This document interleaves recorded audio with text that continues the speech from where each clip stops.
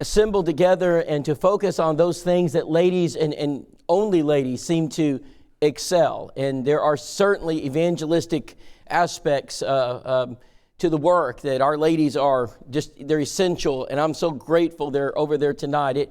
It took a lot of pleading and begging to get my wife to teach that class. And even today, I can just tell it's out of her comfort zone. But I'm grateful she's over there, and she's just letting the ladies know the talents that are needed that they can provide in that congregational model. So we've been talking about a congregational model for evangelism. It's a different approach. We didn't come to train 10 people on a Monday night to be Navy SEALs. We came to put an army through boot camp and to engage that army in the greatest battle in the world. It's a battle for souls. And so the concept is this use the church for that source of evangelistic outreach. And the church should be the greatest source.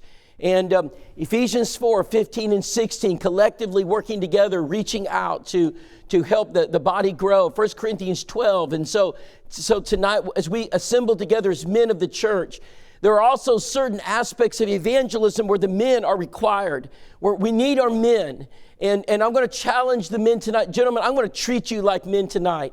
And in fact, this is a lesson I would not normally present to ladies, because I'm going to challenge you tonight. If we don't have our men rise to the occasion in this fight for the souls of men and women, that the church is not going to win this battle. And so we need our young men to know the challenge that lies ahead and prepare themselves for that challenge. But we desperately need our older men to rise from the pews and to be leaders in the church, regardless if you're an elder tonight or if you're a preacher. But men have unique qualities, not only leading in their home, but yet taking those responsibilities in the church and leading in whatever effort the elders task you with. And so we're looking at turning the congregation into a personal evangelism machine, where we are fitly joined together and we have one mission. We only have one mission, and we've always had one mission. And there may be three works of the church, but those works of the church all focus on one mission. And that mission is to save souls. So it was a summer of 2020, and my family had been traveling the nation. We've been visiting churches, and we were exhausted. And we came back home, and I saw on the calendar that we had, St. Mary's, Georgia was our next stop. And I know also that our anniversary is quickly approaching. I looked at my wife. I said, honey, why don't we go to St. Mary's a little early? We're going to stop by a little early. And we'll just, relax. And there may be some things around the area that we can do. So I called the preacher, Art Wilson. I said, hey, Brother Wilson. I said, we're going to come up a few days early. He said, that's fine. I said, what is the number one attraction in your area? He said, deep sea fishing. He said, we are the deep sea fishing capital of the world, Rob. People flying here. I said, man, can you recommend a captain? He said, Rob, he said, he's going to be booked up for a year. I said, you're not going to get him. And I said, well, give me the best one. I'm going to call him. So I got on the phone. I called him. He's supposed to be the best guy out there. And he said, we're in the middle of COVID. He said, I have very few appointments. He says, if you want a deep sea fishing trip, he said, I'll give you one. He said, I got a first mate in me. And he gave me the rate. I said, okay. I said, there'll be 5 of us, my family, my dad. So I said, sir, I said, what time do you want us out there? He said, 3:00. I said, sir, that does not give us a lot of time to go fishing. He said, no, sir, that's 3 a.m. I said, 3 a.m? I said, okay, 3:00 a.m. I said, sir, by the way, how am I going to know it's you? He said, son, I'll be the only one out there. I said, all right. I said, I told my family, I told my wife, honey, we're going to get up about 2:00 in. We're going to, I snuck that past her, In any case, I got a wife, she said, let's go, honey. So we got out there, and, that first mate, it's incredible. He just got out of the Navy. I mean, at every word that captain spoke, that first mate was on it. He did it with such urgency. You better be out of the way, because he moves that quick. Whatever that captain said, everything had a place. I'm a pilot, so I like instrumentation. I'm pretty familiar with some of the technology, but I looked at his helm. He's got stuff I have never seen.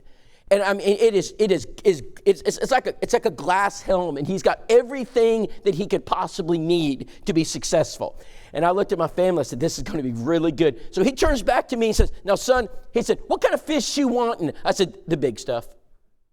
He said, that's going to take a while. I said, it's no problem. He said, you just might as well go to sleep. So I literally fell asleep. We're hours and hours going out into the ocean. I mean, and we're going out in the Atlantic, right? So the sun starts to peek up, and I'm kind of, squinting my eyes and waking up, and he throttles her back, and he says, all right, guys, he says, time to catch your bait. So he's got these fishing poles, 5 of them lined up, right? He said, everybody grab a pole. He says, you're here, you're here, you're here. He says, okay, drop them in. The captain's at the helm. He's monitoring things. And he said, okay, we're right on them. And he counts down. He literally counted down from 10. He says, 10, 9, 3, 2, 1. He said, pull them up.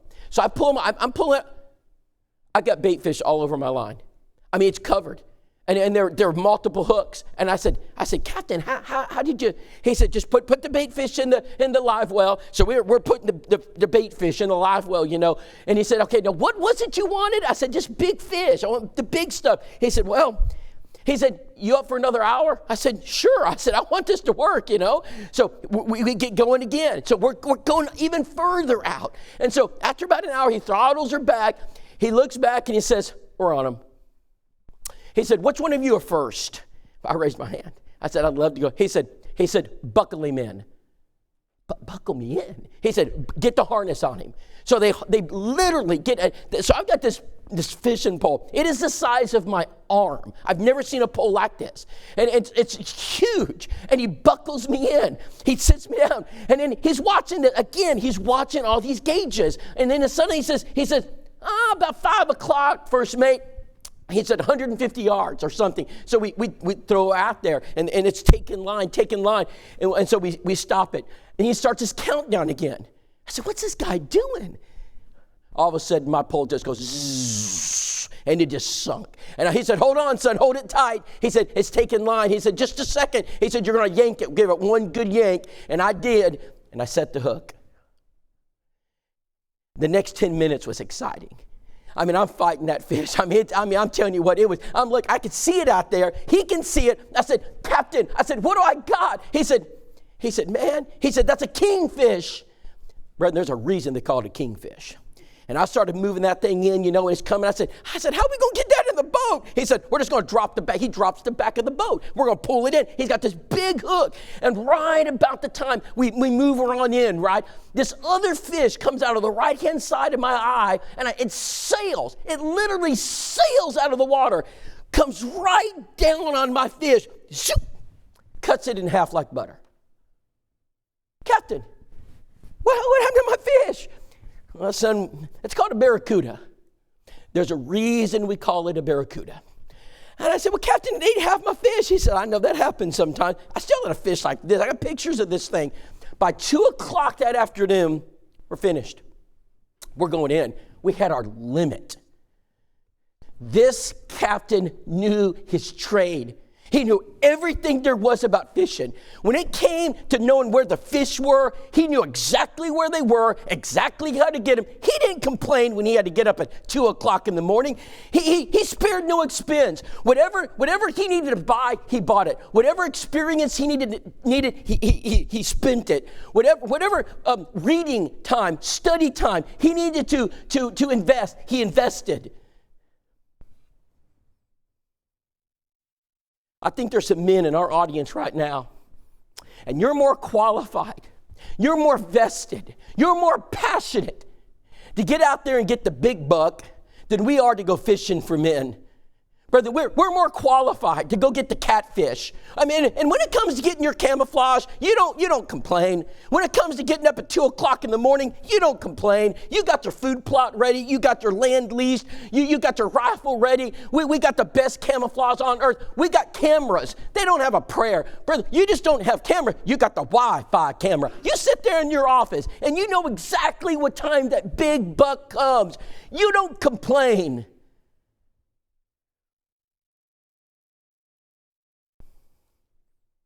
If we put half as much energy into trying to figure out how to win souls in this country, if our men would spend half as much energy trying to focus on how to reach their next door neighbor, how to reach their family, how to reach their coworkers, how to reach their schoolmates, as we do going hunting, brethren, we'd fill our church buildings.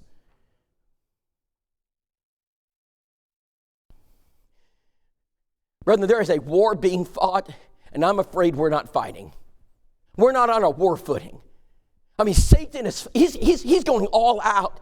Do you not know he tastes the blood? He tastes it. He sees the state of the church of Christ. He knows what's coming, and he just joyously is looking forward to it. And as men in the church, we've got to understand in this war that's being fought for the souls of not just our neighbors, not just our friends, but our own children, that if as men we don't rise and we don't stand in the gap, and as men, if we don't rise and fight for God, and this is what it is, because this is an army, and this is an all-out war. Ephesians chapter 6, we wrestle not against flesh and blood. This isn't an earthly conflict. This isn't a revolution. We're not going to fix this by taking our arms and rising up in this land. That's not the war we're fighting. We are fighting a spiritual battle for the souls of men and women, and we need our men to rise. We need our men to be activated. We need you with passion to come and do whatever it takes, because your elders are going to call upon you, men. And will you be ready to rise to the occasion? And we need elders to lead. We need elders not to put sign-up lists in the hallway. We need elders to tap people on the shoulders and say, listen, we've got a job and we think you're the guy. Will you meet with us? There's some training that we need to provide you. We need men and women and families who are willing to say, listen, whatever it takes, you put me where you think I'm best. You put me where you think my talents will help this church. So we're asking tonight for this to work. This is not about Scott. And I don't mean to be disrespectful to your brother or my friend. This is not about the instructors at the Memphis School of Preaching. This is not about Evan. This is not about individual elders or the eldership. This is about the members of the Forest Hill Church of Christ. You're the engine of evangelism. And you're going nowhere. I mean, your elders are in the pilot seat. They're in the driver's seat. Your preacher's sitting right next to them in that passenger seat. But I'm telling you, you're not going anywhere without the members. And what we see in our school is those churches that I showed you last night. Do you want to know why they're growing like that? Every one of them. If you go to every one of them, the members are driving it. The members are working it. If you place all this on your preacher, let me say 250 members, am I accurate here at Forest? 200, if you put that on the back of your preacher, give him 12 months and you're sinking. I don't care how strong or good he is, he can't do it by himself. Now, you won't do it without him. And he's essential. And you won't do it without good elders. But the membership, so this is what I want to talk about tonight. I want to talk about how getting that church and making sure that church is working together. And there are things that are needed for this. So anytime a soldier fights a war, there are things that a soldier needs. He's got to be equipped properly. If you could advance the slide for me. There's a quote by Winston Churchill. He's considered one of the great orators of the world. In speeches, he had a unique ability to connect with people with his oratory skills. And here's something that he said in his speech before Parliament. This is when his country was in turmoil. In fact, the morale of the people had never been lower. Neville Chamberlain had signed that Munich Peace Accords. You know, he was an appeaser. In fact, there's a quote from Chamberlain. Basically said, "Peace at all costs, even if it's my own country." Winston Churchill said that's absurd. He said, we're not giving up our country for peace. He said, we will fight for peace. So he goes before the Parliament. One of the things he said in that speech was, he who fails to plan is planning to fail. My fellow countrymen, we have no plan. He said, we're shooting from the hip. He said, we've got to get out there with a plan. We've got to fight this war. We got to take on Adolf Hitler. And he did. And that moment in time where he kind of turned the Parliament and the votes began to switch and Britain became active in that war effort and begin to fight against the aggressor is considered one of the key and pivotal moments of world history. Well, brethren, I don't know where we are in history. I don't know how God looks at this. I can't look ahead. I can see indicators on the horizon, but it may very well be that right now in the Church of Christ, this is one of those moments. We either plant our feet and rise and take upon this challenge and start turning the ship and getting our churches again evangelizing like they once did when they put you in the dictionary. We're the only church, as far as I can tell, and I've looked at several dictionaries. I've never seen any other church in the dictionary but us.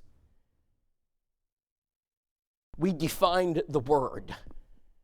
Now, I know they use Campbellite in derision. That's not the point. The point is they were forced to deal with you. So let me just give you 10 things in general. I'm going to give you a 20,000-foot view. I'm going to give the elders a 10-foot view. But I want to give this church a 10,000, 20,000-foot view of things that you got to have. Number one, you got to arm your troops. Your members have to have the materials. They have to have the equipment. And I know you're already doing some of this. You're getting them into their hands. So this is not just a preacher thing locked away in his office. We've got to get our members the tools, whether it's open Bible study, back to the Bible, jewel mill, something. You got to put something in their hand. Because if you don't, I promise you they're not going to do Bible study. Cliff Goodwin is a dear friend. And we've traveled together. We've vacationed together for many years, our families. And Cliff said, Rob, I want you to come in and do this soul-winning workshop for us and man, really fire up the church. I said, Cliff, you don't need me. He said, yeah. He said, I do. And so we went over to Ironton, not too far from Jacksonville. It's an hour. And so I went through the presentation and went through the materials. And, months and months later, I talked to Cliff. I said, Cliff, how things going? He said, Rob, we have had more baptisms. He said, let me tell you what's going on. We've got widows out there doing Bible studies. Widows. He said, Rob, I didn't even know they did. He said, my daughter has baptized more than I've baptized. He said, when you walked out the door, we started that training process. And there's a list of things that we're going to suggest that you do. He said, we started that. He said, now we've got members who have the confidence and they're not relying upon me. He says, the members are doing it. Brother, we need to engage our members.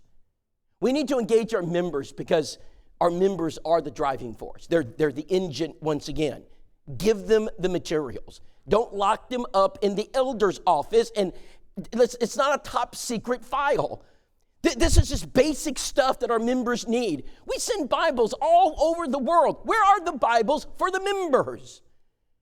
I'm talking about Bibles they can give out. It's amazing how many people today have no Bible. I mean, I'm talking about materials for people who don't believe in God. I mean, where is that material? I mean, where's the Bible study? Yes, we can give them a book. I'm not opposed to that. We can refer them to a video, but there will never be a better way to do it than a personal Bible study where you sit down one-on-one, if they will.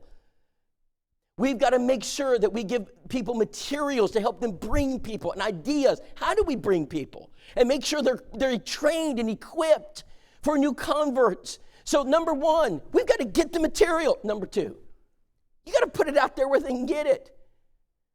I'm going to tell you a true story that happened, and this has been this has not just been an anecdotal incident. I've seen this multiple times. So I went to a congregation, preacher's name's David, it's in Alabama, good-sized church. And I said, one of the things that we recommend is that you put that material on some display. You make sure the members visibly see it. They have access to it. They know that's our center. In fact, let me give you a picture of what I'm talking about. We call this the Evangelism Center. So this is where we have our model. We've got all the tools we need. You can customize your tablecloth, make it, put your logo on it. But you got to get the materials out there. They're not going to the library. I know you probably have, you have a wonderful library. The members aren't going. Let me tell you where they are going. They're going into the foyer, in and out. Put it where they have to trip over it. Do not allow them to avoid it. Don't put it in some type of obscure corner. So David, he calls me, he said, hey, Rob, He said, we did that. That's step 2. We did that. We put it right in the foyer. He said, I've got the nice tablecloth. And I put all the stuff out there. And he says, and I went back to the church building several days later. He said, Rob, it was gone. I said, gone? I said, well, David, the brethren were thirsty. They took it all. He said, oh, you're so optimistic, Rob. He said, that's not what happened. And he said, Rob, I suspected the problem, but I put it out again anyway because, I had more. So I put more out. I came back the next day, and it's gone again. I said, David, what's happening to the evangelism material? He said, Rob, well, I called one of the leaders. I said, brother, the evangelism table, what's going on? He said, now, David, when we built this $2 million facility, we agreed on the authorized items in the foyer.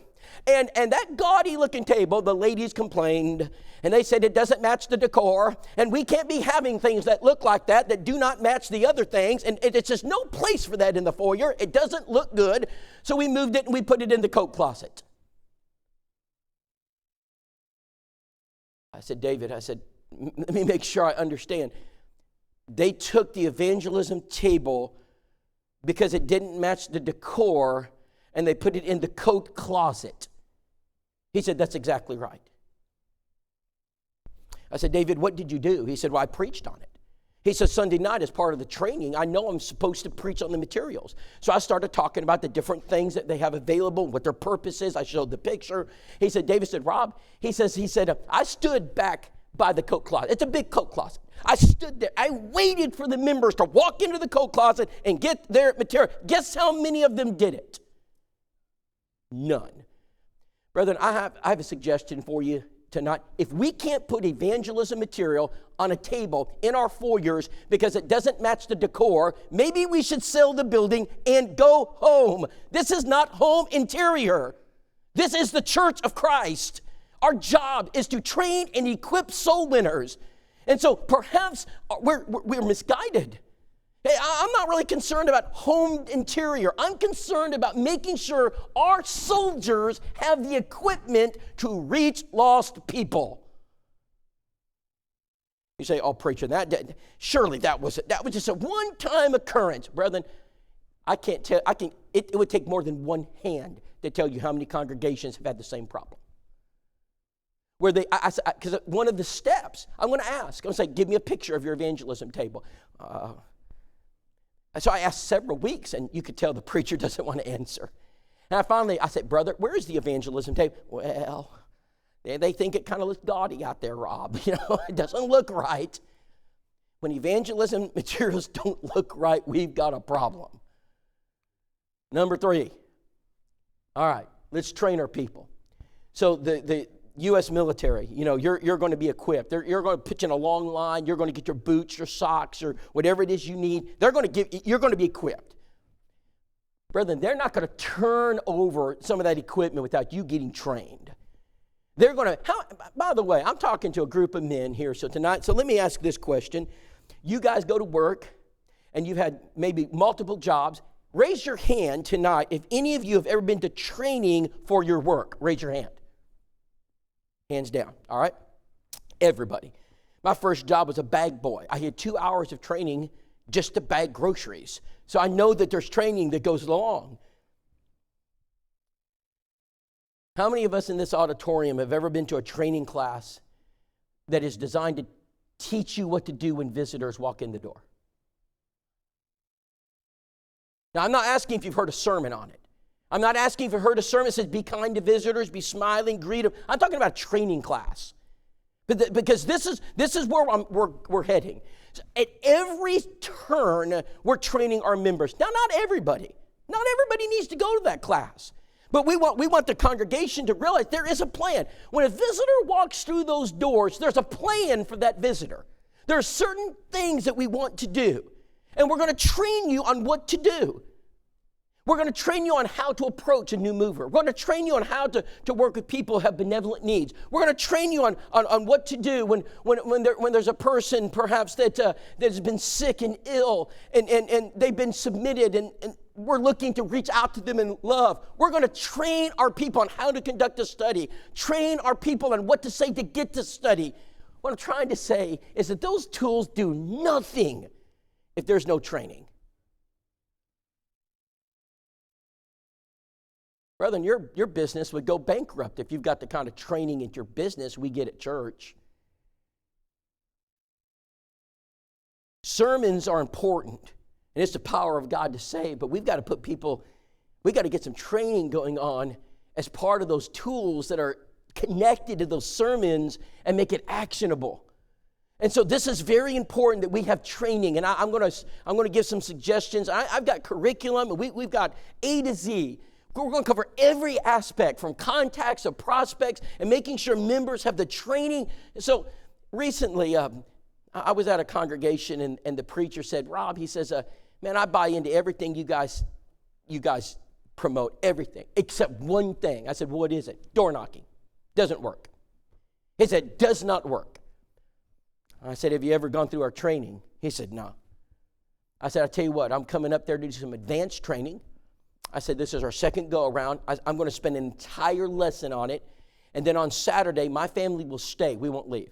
We were scheduled to leave on Saturday. I said, I'll stay and I'll door knock if the members will come. Deal? He says, deal. And he says, why would you do that? I said, oh, by the way, I want you to write down the number 30. He said, why is that? I said, that's 30%. We will be successful at the door 30% of the time. He said, how do you know that? I said, I've done it all over the country. I said, I don't care what part of the country you're in, I'll hit 30%. He says, you're not going to hit 30%. There's no way. I said, write it down. So he writes it down. So we get there, we train them. We've got four methods, four things we teach people to do at the door. There are things I teach you to say, things you should never say. In fact, when you get out of your car and you're walking up the driveway, there are things you should be doing. He's a Marine, Navy, Army. He loves Tennessee Volunteers. That's a dog. There's toys in the yard. I'm making observations as soon as I walk up the driveway. I'm going to connect with you. As soon as I've got a limited window. And if I can extend that conversation about 2 or 3 minutes, I'll get my 30%. So I trained that church. They came back, they had a 33% success rate. They baptized 3 of them within 1 month. They believe now. How did that happen? Could you just throw out the members, give them a gospel meeting flyer, and say, we've got, Brother Keith Mosier coming to speak? Come to the meeting. Brother, I've got news for you. They're not coming. They don't care. They don't care if it's B.J. Clark. They don't care if it's Scott Kane. They don't care if it's Dan Winkler, Glenn Colley. They don't care. They don't know who these people are. So our traditional way of saying, hey, I'm Rob Whitacre, and we're having a gospel meeting. We'd like you to come to our church tonight. How many of you have been a part of that kind of stuff? I have. Do they come? Do they come? How many of them come? Very little. It's almost non-existent. So we've got to train our people what to do at the door, what to say, what not to say. And I wish I had more time here. I've got to move on. Number 4. All right, number 4. So training's the key. And we're going to do a lot of training. There's going to be a lot of training that goes on. All right, number 4. We've got to promote, I'm going to stick with my P's for Scott, promote a evangelistic culture. All right, we're going to create an evangelistic culture in our church. What that means is that everything now funnels through evangelism. It funnels through it. So I was at a congregation, it was one of the larger churches in Alabama, and it was during the 1960s and 70s. It really grew. They had a really sharp soul winner in the pulpit. One of the elders, he was a younger man at the time, and he's serving as an elder, and he said, Rob, I'll tell you why we grew. And I said, I'm all ears. He said, it's the funnel effect. He said, our preacher said that if it's not evangelism, we don't do it. He said, literally, he put a funnel in the church, and he said, listen, everything we do from this day forward funnels through evangelism, or we don't do it. And he said, Rob, our graduation banquet became evangelistic. He said, our VBS became evangelistic. He said, our backpack drive became evangelistic. Whatever it is we did was an evangelistic event. Everything we did, from Bible class, every event, every community outreach, every youth event, it was about evangelism. We somehow tied it in. So what we want to do is create a culture in our church where our members realize, if they come to the elders and they say, listen, hey, I think we'd like to pass out water in this marathon and represent the church, and we think we could meet a few contacts or something. Hey, if it's evangelistic, go for it.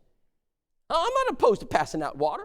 Brother, I'm not opposed to giving out turkeys. I'm not opposed to, Meals on Wheels. But the goal of Meals on Wheels is not to solve world poverty. Jesus said the poor will always be with you. Jesus did not seek to solve all the ailments of the physical world. You will never solve world poverty at the Forest Hill Church of Christ. Never. So why help people? Because love is the foundation of evangelism. And if you don't love people, if they don't see that, you're never going to be able to teach them.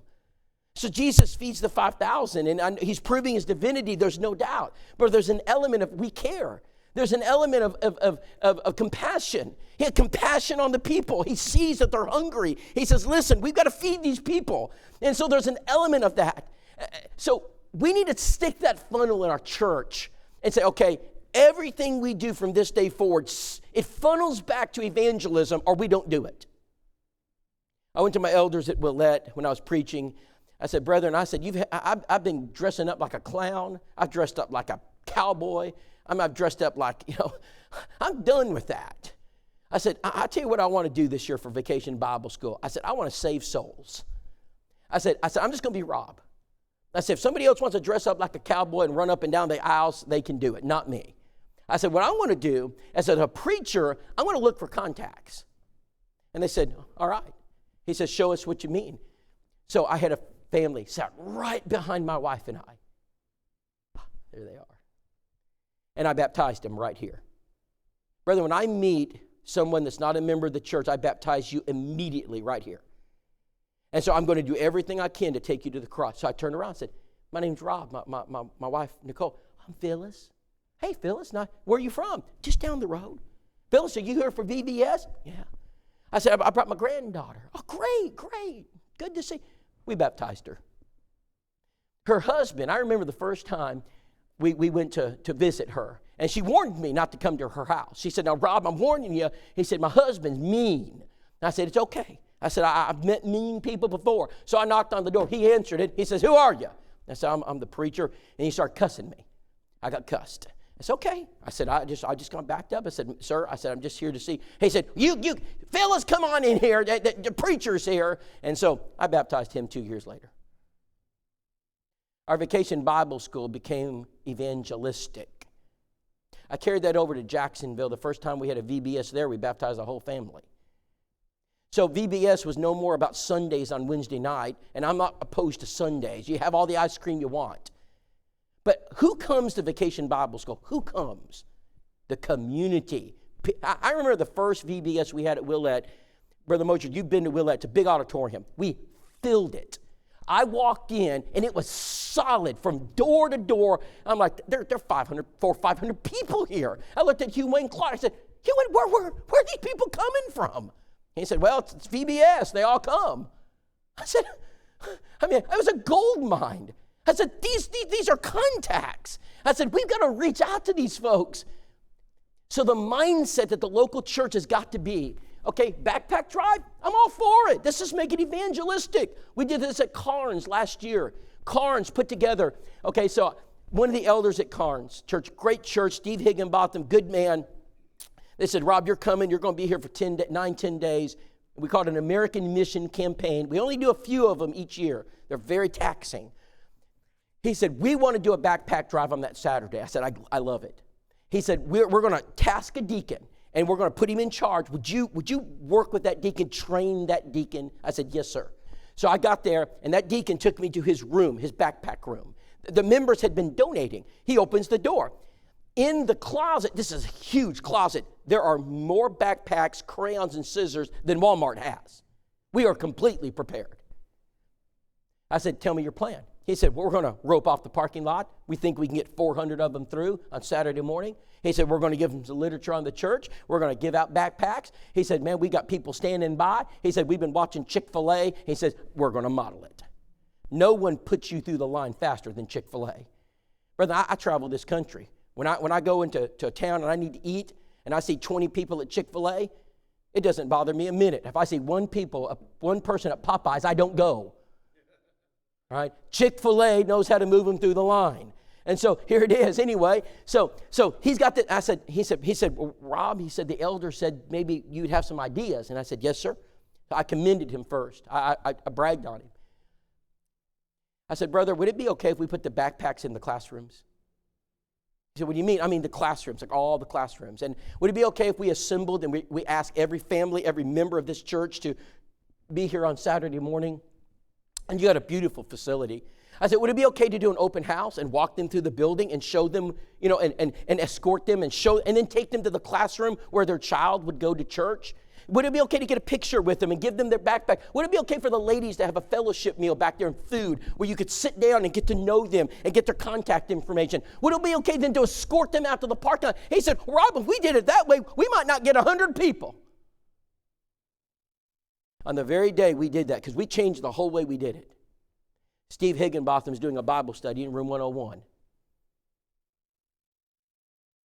Brethren, it's time for us to start thinking about backpack drives as an evangelistic event that's designed to bring people to the cross. It is not designed to give them backpacks.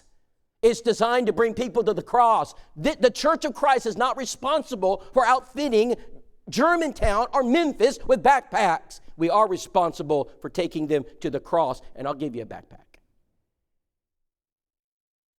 We need to understand why we do what we do. We do not send cards to send cards. We do not give people food to give food. We are helping people for one reason and one reason only. We must promote an evangelistic atmosphere. So our blessing boxes and our vouchers and our winter coat drives and our benevolent buildings and our teacher supply giveaways and our turkey giveaways and whatever it is we're doing, it is connected to winning souls, or we don't do it. We are not the Lions Club. Her name is Kim Bullock. She called up and talked to Deborah Rice before she passed. She was a secretary. And she called them and said, I've just moved in the area and got this house-to-house, heart-to-heart, and it says you offer free community services. I need some. And Deborah Rice, she knows exactly what to do because we've trained her. Now, this is different. This is going to sound different than your traditional response. So listen carefully. Deborah Rice knows that she's authorized to say these words. Yes, ma'am, we'd be glad to help you. What kind of help do you need? Well, I need help with groceries. And then she listed a few other. I got a bath mat that I need. And I need transportation. She's going through and talking to. She said, well, ma'am, we'd be glad to help you. We offer that every Sunday morning at 9:30. And we're looking forward to meet you. And Kim said, well, I don't think I can get there at 9:30. It's okay, Kim. We offered it again at 10:30. Oh, I just don't think I can get there at 10:30. Okay, no problem, Kim. We do it at 6 o'clock on Sunday. Oh, Sundays aren't good days for me. Don't worry. On Wednesday night at 7 o'clock, we offer it again. Oh, I just can't. I don't have any car. Don't worry. We'll pick you up. First thing we've got to do is we've got to separate the charlatans from the seekers. And you'll do that if you give that response. You're going to separate them out. And they're going to come up with, well, I just need help right now. I'm so sorry, city services, maybe they can help you. But this is when we do our Sunday morning at 9:30, Sunday morning at 10:30. Now, the Crossville Church of Christ, I think they established something like Monday at 6. They do theirs. At Willette, we did ours Monday at 9 a.m. And every time someone called me, I said, Monday, 9 a.m., that's your day. That's your time. It didn't matter what they said to me, Monday, 9 a.m., I want them in the church building. I want to meet them. I have one mission when they walk into that church building. Brethren, when they walk into that church building, would it be wrong? Help me, guys. Would it be wrong for us to have some Navy SEALs sitting in our pews, armed and ready with a back to the Bible, taking them to go to room 101, and as they walk in, we say, oh, this family needs some help. Could you take them to room 101? And when they get into room 101 to do a Bible study, would there be anything sinful about doing a Bible study during Bible class? Mel Hutzler, Northern Oaks Church of Christ, they've gone from 90 to 130 in 2 years. I said, Mel, tell me, how have you gone from 90 to 130? He said, Bible class. He said, Rob, it's really hard in San Antonio to get a Bible study on the weekdays. It's hard. He said, and I adjusted. He said, Rob, I decided to do them on Sunday morning. He said, so when they walk in the door, I take them to room 101. I said, who teaches the adult class? He said, we got plenty of men to do that. He said, but I want to do the Bible study. He said, so literally, he said, there are days there may be weeks when I don't teach Bible. I'm in that classroom and I'm conducting a Bible study. I said, Mel, you're doing Bible studies during Bible class. And he said, Rob, I actually had a member raise her hand and said, is that sinful? Brethren, if it is sinful to do a Bible study during Bible class, we have more serious problems. We got to think outside the box. There's nothing wrong with that at all. In fact, I would suggest that Mel says that, so we'll have visitors come in, and I just say, hey, you're visiting. We got a special class. It talks about our church. It's a private class. Oh, yeah, I like that. He said, we just take them right on in and start back to the Bible book 1. That's just brilliant. And he said, and so that's one of the things we recommend to church. By the way, you can see what happened to Kim, right? We're sitting in her living room, and the church had gone all out to help her. All out. Cards had been sent, and I looked over, and I'm going to ask my 3 questions. I always ask the same questions. Number 1, hey, Kim, what do you think about the Forest Hill Church of Christ? Oh, I love this church. Rob, do you know they've sent me 74 cards? I said, really? 74? Yeah. She said, I read them all the time. Rob, they moved me. Rob, I just love this church. I never met a more kind church. Okay, Kim, do you know a lot about the Forest Hill Church of Christ? I don't know a lot. Number 3, Kim, would you like to know more about it? She said, I sure would. I said, I just so happen to have these little booklets. I do this time and time again. I rarely change my routine. I'm kind of robotic. It's not that hard. We complicate this. And we act like there's some formula out there that a nuclear physicist has to come up with to get someone to study the Word of God. When all we got to do is love people and ask them simple questions that are intentional. They're designed to get an answer. I get that because I'm taking them to Calvary. And I'm not just going to sit there and mop their floor and clean their kitchen and do that just because I want to clean kitchens. I do it because I love you and I want to take you to the cross. And cleaning your kitchen won't do it. I've got to do a Bible study. Number 5, I'm going to spend maybe the rest of my time right here. I may not get past point 5. I got 10 points. I may not get past point 5. Of all the things, gentlemen, of all the things you do at this church, this is the most important step in evangelism. You fail here, you fail everywhere. You can have the brightest evangelists, the best teachers, you can have the greatest, you can have everything you need to succeed. But if you don't have this, you fail. Doctors call them patients, and without patients, you don't have a practice. Airlines call them passengers. Without them, you go bankrupt. The military calls them recruits. Without them, you have no army. Walmart calls them customers. Without them, they go out of business. Teachers call them students. Without them, they have no school. We're going to call them contacts, and without them, we don't have a church. This is it. We need them. The worst contact creator you've got in this church are your preachers. They're awful. They're terrible. You know why? Because they don't know who you know. You go to work, and you work with sinners. Guess where? When Brother Mosier goes to work, guess who he works with? Christians. He's surrounded by them. When Scott comes up here and works, guess who Brother Rutherford works? He works with Christians. But this is why the members are the engine of evangelism. Brethren, hear me very clearly. The members are the source of contacts. And every member of this church knows people who are lost. Students at schools of preaching are terrible sources for contacts normally. They are surrounded by each other. And so when I was preaching, my source of contacts were the members. And I begged the members, give me a name. Tell me who you know. And visitors who would walk in. But our members, you see, they're working with people, playing ball with people, growing up with people. They've known them all their life. They shop with them. They walk with them. They hike with them. They vacation with them. How many of you know, I'll tell you what, this is a, how many of you in the audience right now could, on a piece of paper, Write down 5 people in your sphere of influence right here in Memphis that are lost. How many of you could do that? Raise your hand. Okay, keep your hands up. Keep them up. I'm going to do something. 5 people. You could write them down. How many could you do 10? Keep your hands up. How many could do 20? 30? See, for preachers, this is really tough. Scott, one of the most humbling things that happened to me was Brooks Boyd. That's my preacher, Glencoe Church of Christ. So I'm at Glencoe. We're trying to help this church grow because they were about to close their doors. So we moved over, and I behind the scenes, I'm working with these elders and preacher, because I don't want to lead this effort. They're going to lead. So they did the exercise.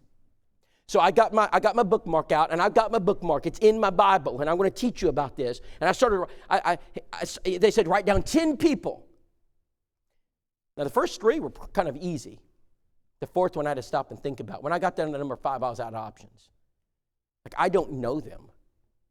I literally didn't know 10 people that were lost in my community. I couldn't name them.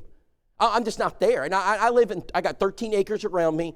So I know my neighbor across the street, that's Tucker and his wife, and I got that. But outside of that, I just don't know people. Now, I know my plumber. I put my plumber down. I put my HVAC guy down. And I started to write, and I put my printer guy. My printer guy, he's got prints materials for me. He's in Birmingham. I put him down. Oh, we baptized him, by the way, 2 months ago. He's not on the list anymore. And so what I did is I just started trying to write down. I got down to number 5, and I looked at my wife. I said, honey, who do you got? She had the same 5 I did. But you know, I looked out, and Erskine Bowers grew up in Glencoe. He knows 200 people that are lost. He knows 200. You give him 20 bookmarks. And so here's where we've got to begin to realize that this is a congregational concept. There are things that you guys know, members of this church do. We meet up, and you do it better than us. And we can't do our job without you. And if you'll do your job, I'll do my job. I just need your help. I'm not asking you to lead the Bible study. I mean, I would suspect there are some people in our audience tonight who are uncomfortable leading Bible study. That's all right. In my idealistic days, I'd say, unless you led a Bible study, you're lost. I was idealistic. That's just not true. You don't have to lead a Bible study to go to heaven or to be an evangelist. There are some very evangelistic people in our churches that don't lead the study. Sometimes they just bring somebody. They're bringers. And we have examples of them in the New Testament. People brought people to Christ, brought disciples, brought John, Peter. They're bringing people. Now, I'm going to give you just a few things that you can do to bring people. And I'm going to save my best for last. I'm going to save my best for your elders. So, in the corporate world and business world and sales, there's a term. There are several terms. One is called brand saturation. Coca-Cola has brand saturation. How many of you, when you want a soft, give me a Coke, and what does that mean? Sprite, root beer, you just use the term Coke. That's called brand saturation. They own the market. We're never going to get that in the Church of Christ. Never. But we do have to have something called brand awareness.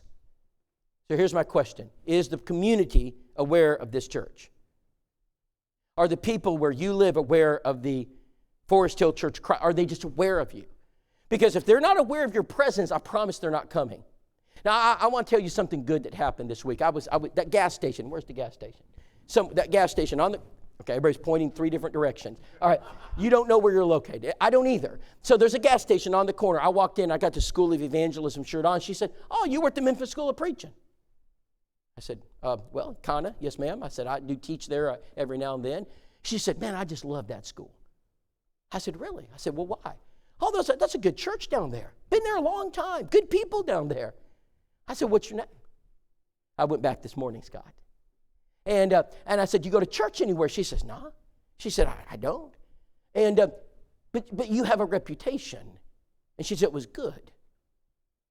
You need people in your community to be aware of, by the way, what gave you the reputation? Your students.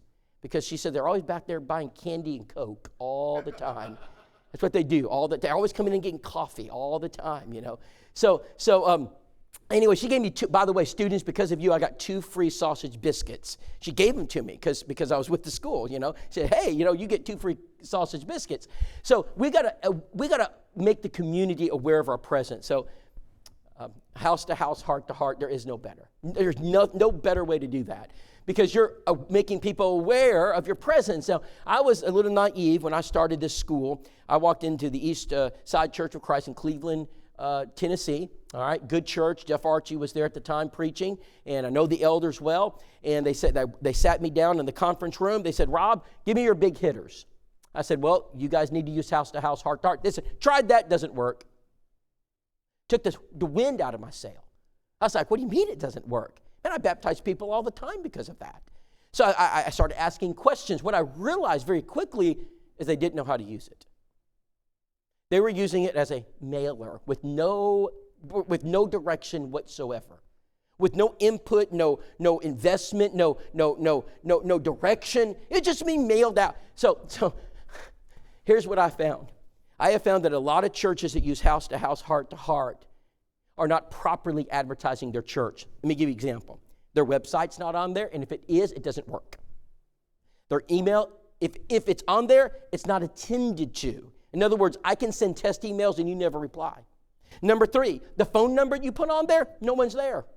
I can call, if I called it maybe Friday evening, I got home from work, 7 o'clock, and I said, I'm going to call that church, or maybe Saturday, 10 o'clock in the morning, no one's there. And then I started noticing that the services they're providing are not services that anybody cares about. When you say free Bible correspondence course, I love Bible correspondence courses, but that's not something they're probably going to respond. But if you said this, free transportation to the church building, their call. Statistically, I know that. I also know statistically, if you said free community services, they're calling. Hey, what kind of services do you offer? Oh, every Sunday morning at 9:30, we can't wait to meet you. Now, when I finish a Bible study, I'm more than willing to help somebody. I'm more than willing. Now, what was it that you needed? Okay, we'll be glad to help you. All right? So I've immediately separated out the charlatans and the seekers. I know the difference. So I also know that if I advertise the presence of a church long enough, that there are going to be people who just randomly walk in because they're looking for a church and they're familiar with your church, like Ellen and Perry.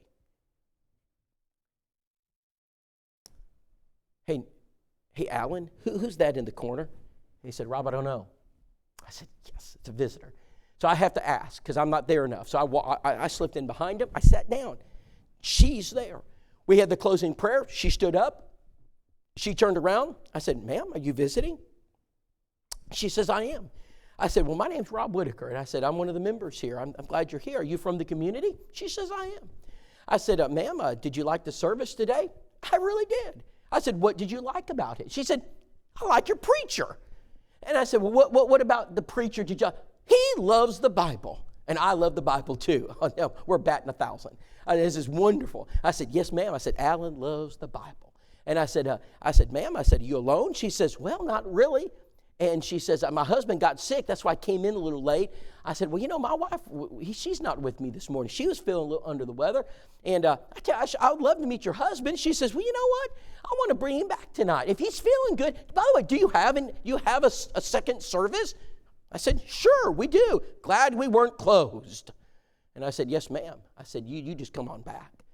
I gave her the time. She said, I'll be back. Sure enough, my wife was feeling a little better. Perry now walks in and sits down with his wife, Ellen. We sit right behind him. After services, we engage.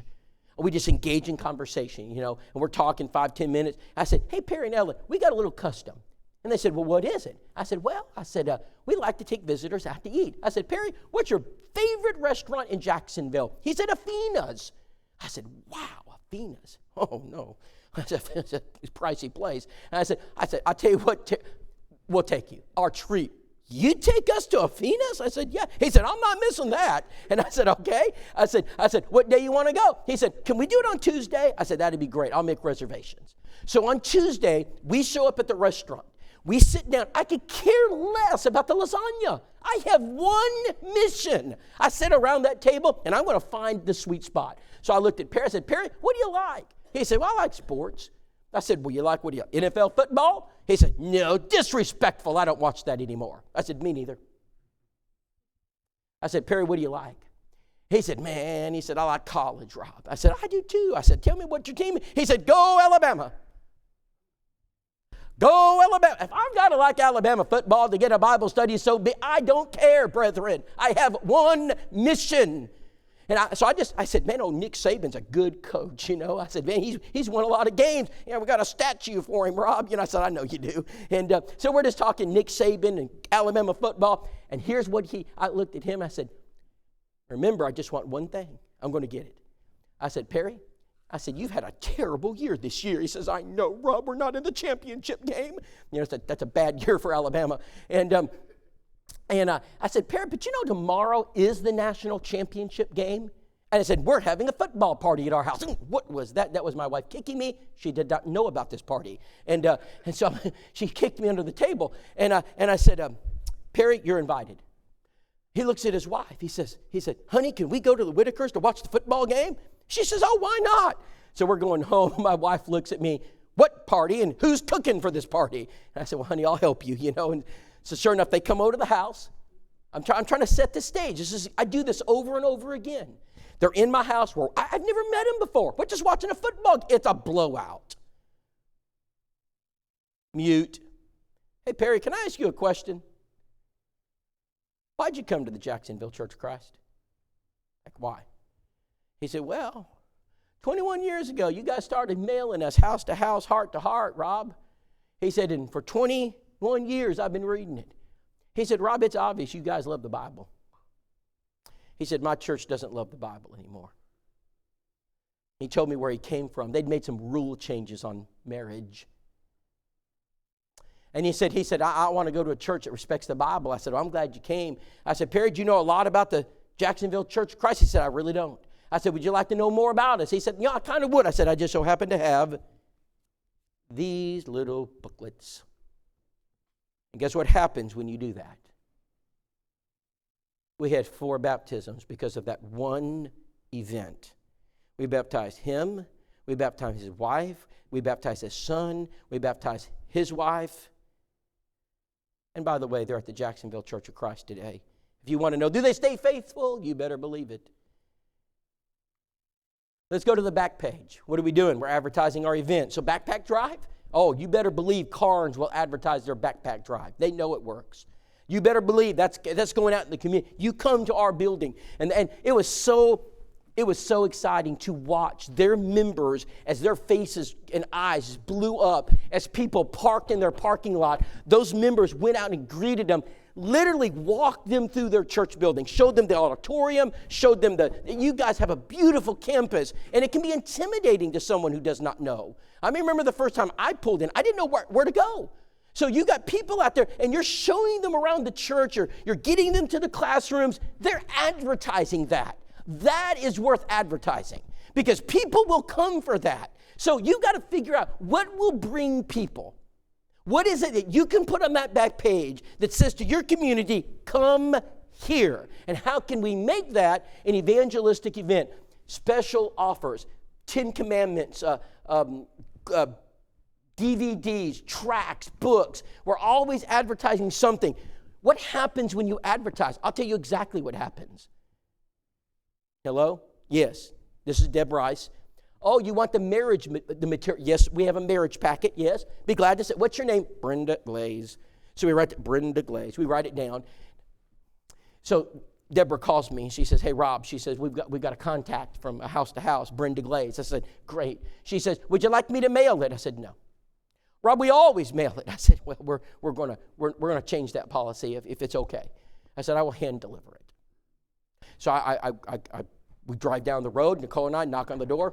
She comes to the door, and I make sure my wife is with me. Gentlemen, listen carefully. You never knock a door alone. Not today. You always bring a woman or a child. Do not go to the door alone. There are 2 reasons for that. One is ethical. The second one is effectiveness. You want them, if they see your ugly face, they're not opening the door, Scott, I'm sorry. They're just not. But if they see Melissa, or if they see one of your sons with you, oh, that's so sweet, they're going to open the door. And so I always stand back, and they open the door. She looks at my wife and says, yeah, and I kind of pop in.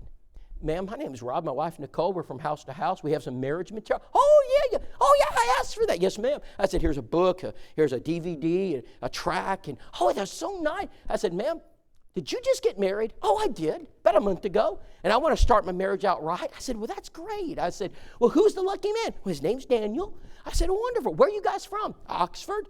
I said, what do you do for a living? She said, well, I do some sitting with older people. What's your husband do? Well, he works in lawn care. I said, well, that's good. And I said, do you know anything about Jacksonville? She says, not a lot. And I'm just talking to her, right, about different things. And finally she stops me. And she says, sir, wait. Sir, can I ask you one question? I said, yes. She says, do you know anything about the Bible? Brethren, you could have blown me over. I said, yes, ma'am, I know just a little bit. She said, good, because my husband knows nothing about the Bible. She turns around. Her husband's asleep on the couch. Daniel, get up. I mean, she's yelling at Daniel, get up. We've got guests. He won't wake up. She goes over and shakes the man. I don't know what he does all day, but he won't get up. And finally he gets up. He's 6'3" or 4". He hovers over me. And so little Brenda, big Daniel. And I'm sitting there. She literally looked at her husband, and these are her exact words. She points at him, Daniel, we're going to teach you the Bible. I said, when do you want to start? She said, tomorrow. I said, we'll bring the chocolate chip cookies. Always eat. And so, sure enough, guess what happened? Y'all ready? 7 baptisms. You know, it doesn't work. I'm told everywhere I go, you know, this won't work here, Rob. Oh, just 50 baptisms in Baltimore. 27 baptisms in Honolulu. But it won't work here. Brother, if it doesn't work in Germantown, you're the only place it doesn't work. Brother, when it's not working, I can guarantee I can figure out why. There are people in your communities that need the gospel of Jesus Christ, and they're honest.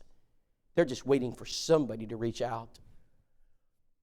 There's Daniel, big Daniel. There's Brenda. And then we start going to Winford. And we just start going down the list. Oh, and there's Miss Geneva, our family.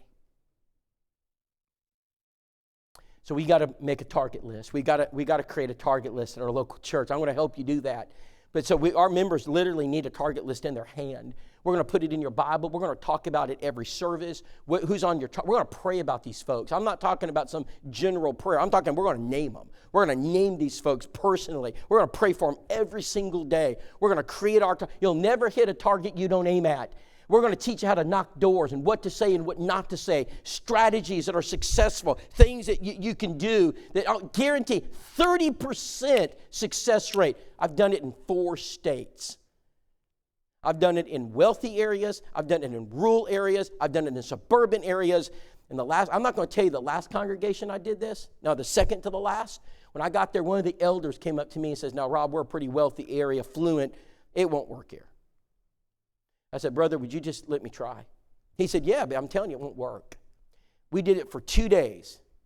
After 2 days, that elder came back to me and said, can you stop? We have more contacts than we know what to do with.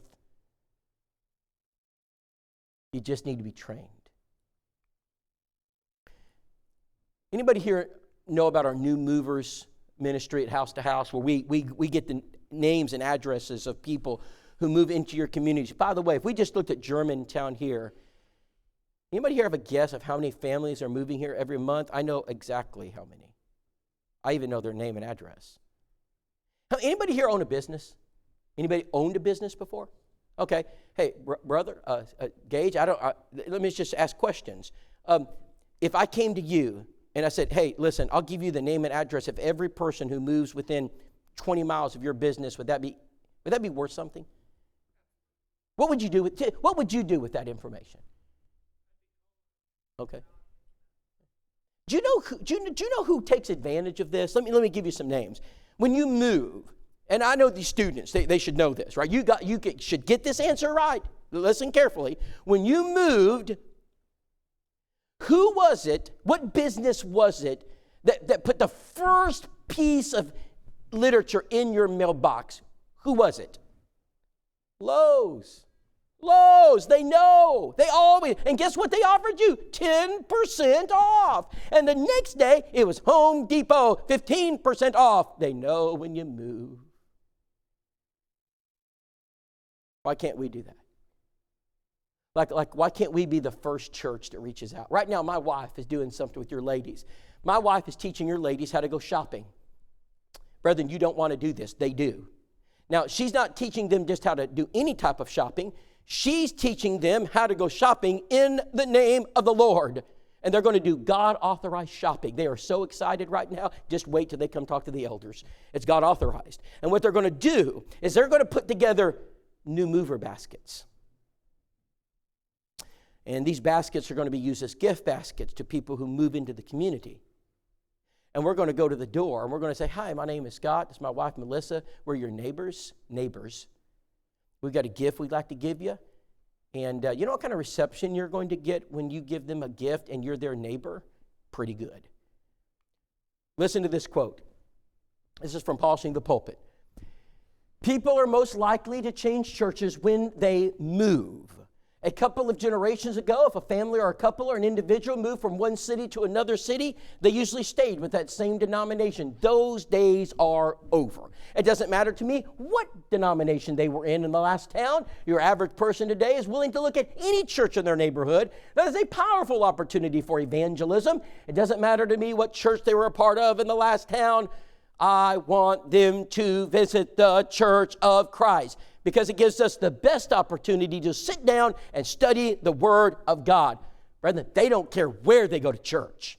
This isn't the 1970s, where a Methodist is always a Methodist. They don't care.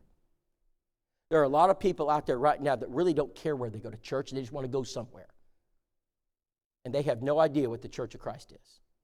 If you are the first person who knocks on their door with a gift, and we send them a postcard, and we send in your behalf another issue of House to House, Heart to Heart, you have reached out to them 3 times, and we're going to go further than that. Let's say you knocked on their door. Let's say, I tell you, youth groups do really well, brother the youth group. Send them out. Let them go meet the new people. And here's what's going to happen. Someone's going to say to you, man, I can't believe you guys came and greeted us. Man, so I want to come visit your church. Check. You do. Bring it back to the church. Now what are we going to do? Oh, compassion cards. We're going to add them to our prospect list. Now they're going to get 70 cards over the next 3 weeks. And you're going to send a card, and you're going to send a card, and you're going to send a card, and you're going to send a card, and you're going to send a card. Everybody's going to send cards. And we're going to take these compassion cards, and we're going to overwhelm them with love. Jude verse 22, on some have compassion, making a difference. And we're going to show them that we love them, we care about them. Brethren, read Reaching the Lost tomorrow morning and look at how many baptisms resulted from those card senders. His name, if I can get this right, Jerseyville Church of Christ in Illinois. The preacher is Jake Medford. He went to no school of preaching. He worked for the Catholic Church. He studied himself into the truth. He's a young man, married guy. He's an engineer, I believe. He's studied from World Video Bible School. He contacts us several years ago and says, Rob, there's no preacher in this little church. They've asked me to preach. He said, I'd like to train them how to evangelize. Can you help me? We'd set up a remote enrollment. We trained that church. It is almost every month they have a baptism because of cards. In Illinois, brethren, you are in the Bible Belt. You have no excuse. If Jake Medford, who did not go to a school of preaching, who does not have the background you've got, if he and this little group of people can be baptizing people almost one a month, read about it. It'll be on Wednesday. Just read what he says. It's just every time I pick it up, he's got another one. Hey, Rob, we got another one. Hey, Rob, they came with all those cards. That lady said she got 36 cards from us. Brethren, we are not here preaching theory. I know it works. When you trust the process. Some people don't trust the process. What would happen? I'm scared. What would happen if you bought a Chick-fil-A franchise and you decided you're not going to trust the process and you're going to do your own thing? How long would you keep that franchise? Would it work? What I'm trying to suggest is when you figure out what works, we need to do it. This works. We know it works. It doesn't matter where. Joey Treat from Guam took this back to Guam, and in 3 months, he baptizes 12 people. You know what works in Guam? That's Bettina. Now, I got to tell you guys this. This is great. So, do you see all the cards she's got?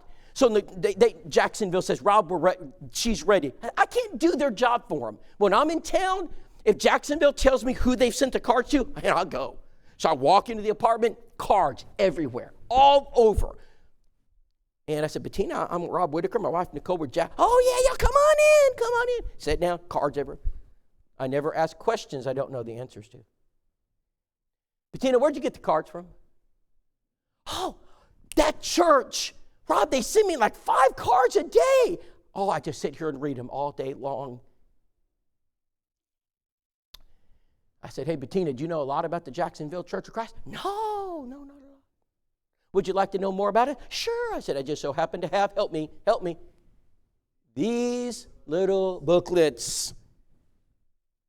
Let me tell you about this, Brother Mosier. I know you got some stories to share. Let me share one with you, because this right here, I don't know if I'll ever have this happen again. I'm in Mark 16:16. We're in book 3. And I looked at this lady. And I said, Bettina, would you read Mark 16:16 for me? Oh, I know that verse. He that believes is saved and baptized. I looked at her Bible. And I looked up and I said, Bettina, I said, can you read that again? Yeah, my pastor's told me all about it. I bet he has. He that believes is saved and baptized, Rob. I said, now, I took her Bible. I actually picked it up and I went, King James. Okay, so I said, Bettina, Rob, is there a problem? I said, well, I'm not sure yet. I said, what I want you to do is read it one word at a time. Okay, let me get my spectacles. He that believes and is baptized shall. He that believes and is. That is not what my pastor told me that verse said. I bet not. Oh, guess what happened? We baptized her. Why can't we do this? You know why? Because we're trying to fight a war by ourselves. What happens when the whole church works together? What happens when we mobilize our members?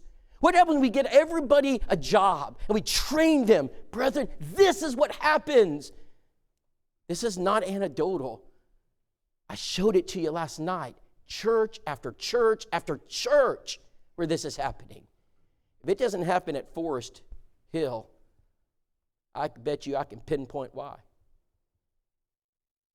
Every time a church calls me and says it doesn't work, it takes me 3 questions to figure out why. I said, you have a prospect list. What? A prospect list. You have one. Well, not yet. Have you trained your members? Still working on it. Okay. Are you got your cards? Are you sending out cards? Well, some people think people get offended if you send cards. They're suffering from analytical paralysis. We already know what works. You don't need to sit there and try to analyze it. We need to do it. Gentlemen, I end with this. It is time for us to make it operational and get out of the pews. To God be the glory. Thank you for your time.